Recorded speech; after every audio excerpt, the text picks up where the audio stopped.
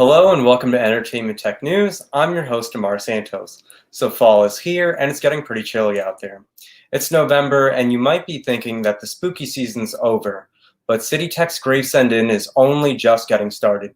Today we have 3 guests divided into 2 segments. Our first 2 guests today are Adewale Adebemegun and Ginger Chavez, just 2 of the people turning our haunted hotel virtual. So welcome to the show, guys.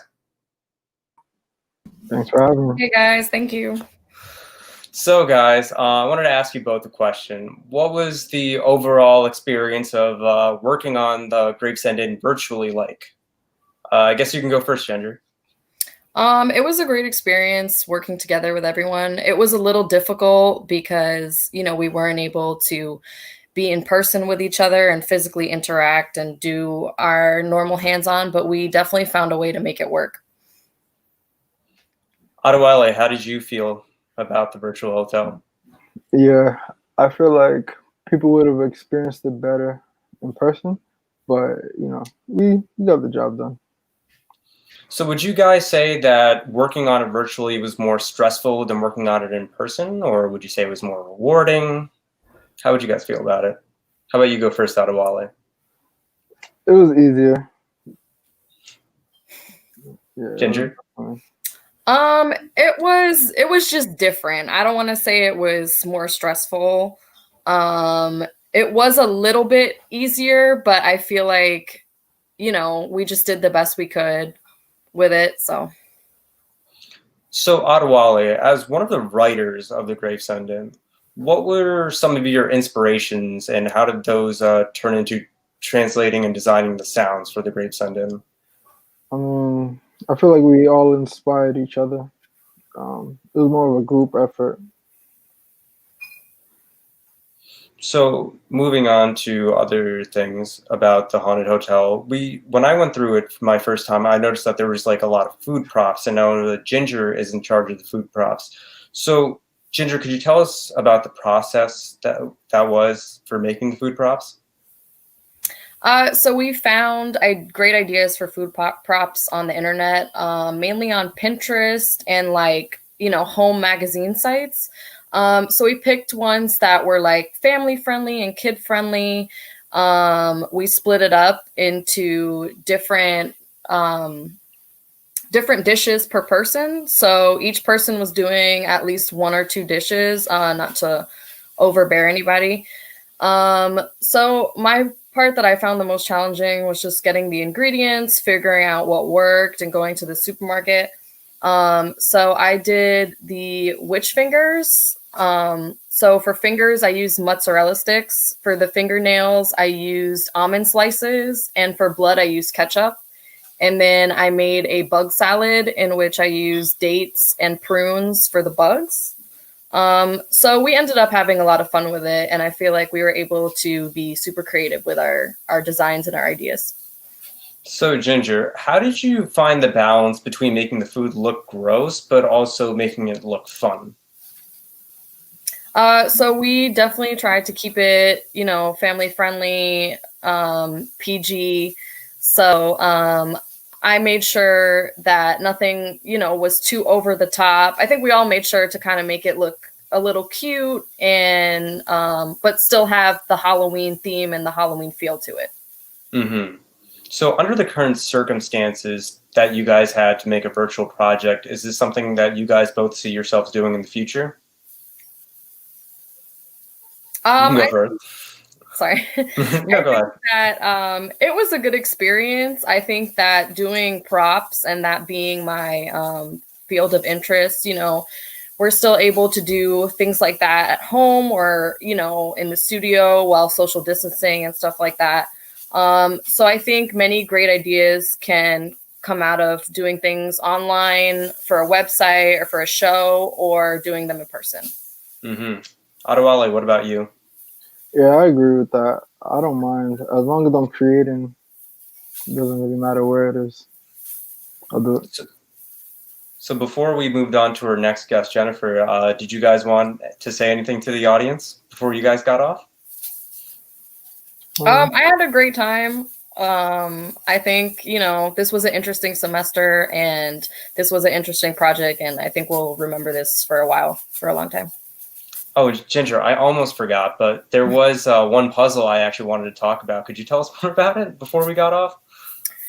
So this was our matching puzzle, and a lot of the flowers that we picked are actually, if you look them up, they're kind of like creepy and deadly and stuff like that. They're also very rare. They're not like your typical plants that you would see in Home Depot or, in a garden.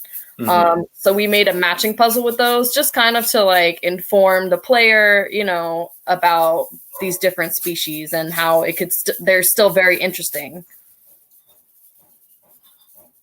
And Adewale, was there anything that you wanted to add before you guys signed off?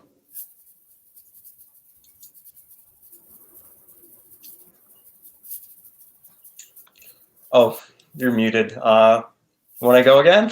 Sorry about that. Yeah, I was saying, just check out what we put out there. We worked hard on it. And if you guys put in work, okay. And if you guys want to check out what they've done, we do have the information up here.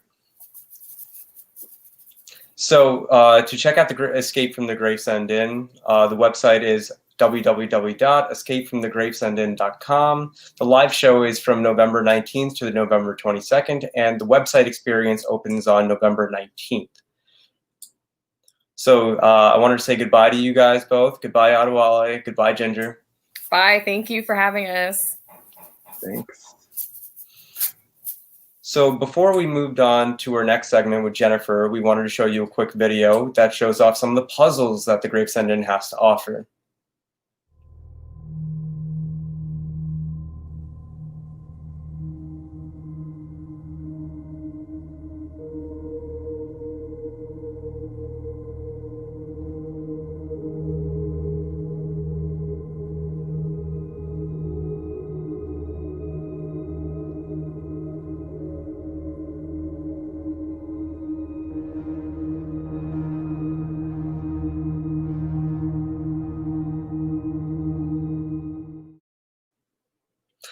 So welcome to the show, Jennifer.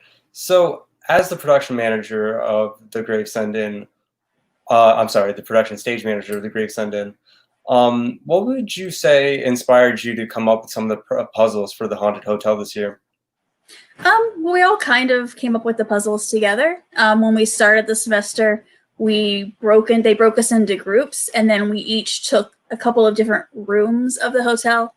Just like when you walk through the normal haunted hotel, you go through the different rooms, and the website and the live version, you go through the different rooms of the hotel. And so we all, as groups, decided like what our basic story was and what kind of puzzles we might want to have, whether it's a crossword or if it's just a riddle or whatever. So we came up with our basic idea of what we wanted for each room, and then once we broke down into video and props and things, props ended up doing a lot of the actual puzzle making based on the ideas that the original groups came up with for the rooms. Mm-hmm. So once you guys came up with the puzzles, how would you say that you guys found the balance between making them challenging and accessible? We actually used a website for most of our puzzles called puzzle.org, which was super helpful. So once we had the idea of a crossword or whatever, we would kind of take context clues of whatever room we were in. Like for the one in the video was the dining room. It's like you're looking at the menu, and it's just a simple word scramble. It's not anything too complicated. But what was really helpful was I think it was a week and a half ago, we all actually played through the website version, and then we all gave notes on all the rooms, whether a puzzle seems too hard or too easy, and then we adjusted any of the puzzles we needed to kind of make it so that it'd be accessible to everybody, since for the actual in-person haunted hotel, we have a lot of families that come through and like middle school aged kids, so we want to make sure it's accessible to everybody. Mm-hmm.